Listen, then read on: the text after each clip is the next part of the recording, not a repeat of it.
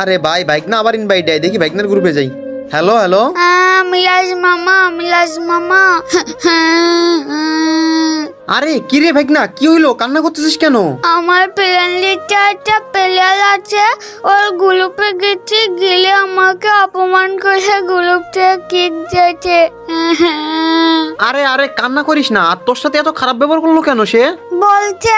বলছে কি তোর লগে কালেকশন নাই, তুই বটে বউকে নিয়ে এই সমস্ত বলে অপমান করছে, আর আমার আম্মু আব্বুকে নিয়ে গালাগালি দিচ্ছে। মানে তোর কাছে কালেকশন নাই তাই তোর অপমান করে দিচ্ছে?